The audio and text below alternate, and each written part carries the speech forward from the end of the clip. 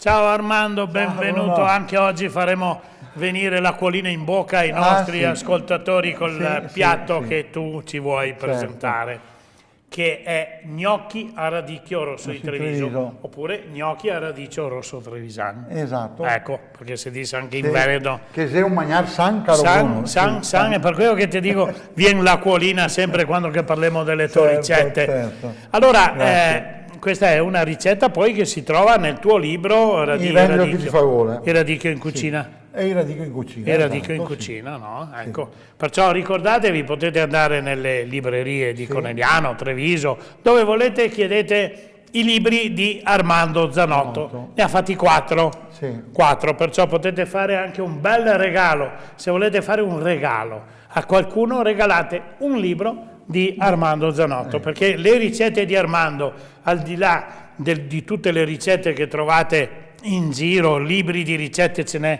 finché si vuole, ma quelle di Armando sono fatte con l'anima, col cuore, in 50 anni di esperienza di cucina. Grazie Bruno. Perciò io ho messo un fiato di amor dentro. Te gli ha messo un fiato di amore. È vero, perché oltretutto la cucina, la donna la fa per tradizione, perché non possiamo togliere la cucina alla donna, che è maestra, ma l'uomo lo fa con amore, perché se non ha amore per la cucina fa altro, giusto? Vero. Ecco. E ho fatto anch'io il cuoco, sai? Tu credi? No, mi sono anch'io... sei cimentato in cucina. Mi sono cimentato in cucina e mi hanno cimentato quando hanno cominciato a assaggiare, mi hanno proprio cimentato là sotto il cemento. Allora cosa diciamo? Radicchio rosso di Treviso, che trovate nei libri di Armando. Ingredienti per 4 persone, poi ci racconti come tu l'hai elaborato questo. 800 grammi di buone patate farinose. E questo è importante, Bruno, che sia proprio quelle farinose per i gnocchi, che quindi quelle che assorbono... Se no non le lega.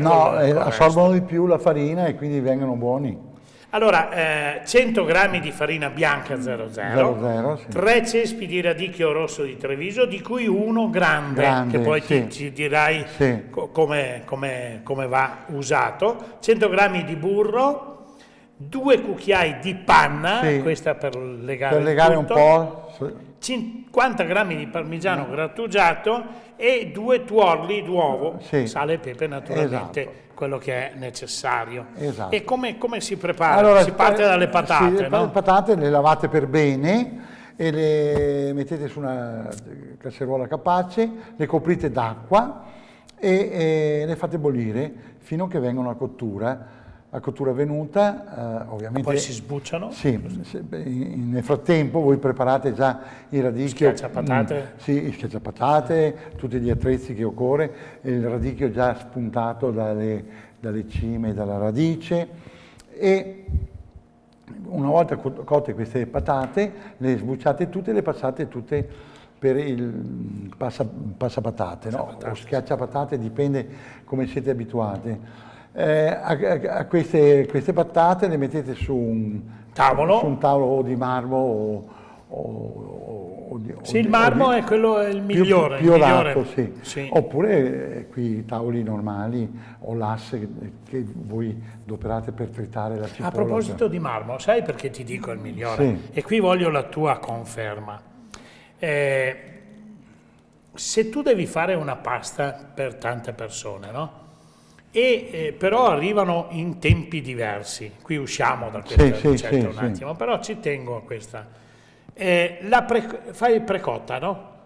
Solo se hai una piastra di marmo davanti la puoi fare precotta poi finire la cottura al momento che arrivano i gruppi di persone.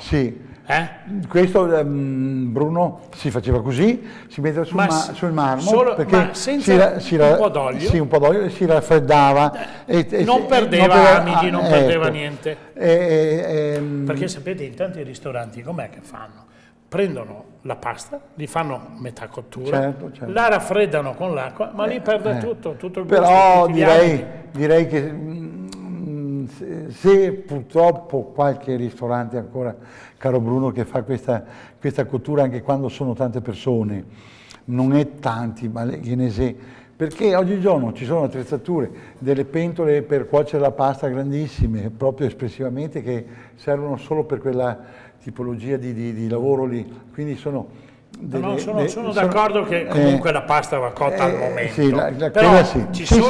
Ci sono delle paste che vanno saltate certo, e non possono che essere riprese solo in quella maniera. Tu mi confermi che il marmo sì, perché anche tu devi fare, tirare la pasta, il meglio del marmo non è, devi fare un impasto di una pasta frolla, meglio di quello non è, devi fare i gnocchi, meglio di quello non è, ma dopo se non sei un tavolo di marmo può essere un asse di tavola che si adopera per fare il trito dei fondi di cottura o altre cose. Allora io ti ho interrotto un attimo, abbiamo fatto una divagazione sul tema gnocchi al radicchio rosso di Treviso, torniamo sui gnocchi, eravamo arrivati alle patate, e quindi sbucciate e schiacciate e messe su un tavolo. E lì va aggiunto il grande cespo di radicchio. Ecco, bravo, il cespo di radicchio, caro Bruno, questo cosa si fa? Tritato, se ciapa,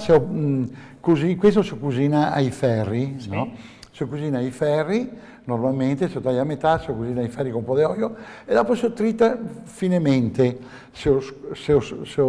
scola un pochettino dall'olio dalla parte olorosa e di umidità che ne contiene e poi si trita finemente, si mette nell'impasto delle patate, i rossi di ovo, una grattadina sale e pepe, se vuoi una grattadina anche alle noce moscata se vuoi.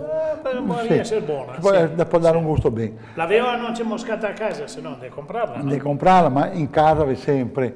Quindi si fa questo bel impasto, si incorpora la farina con tutti questi ingredienti e dopo si ricava i gnocchi. Si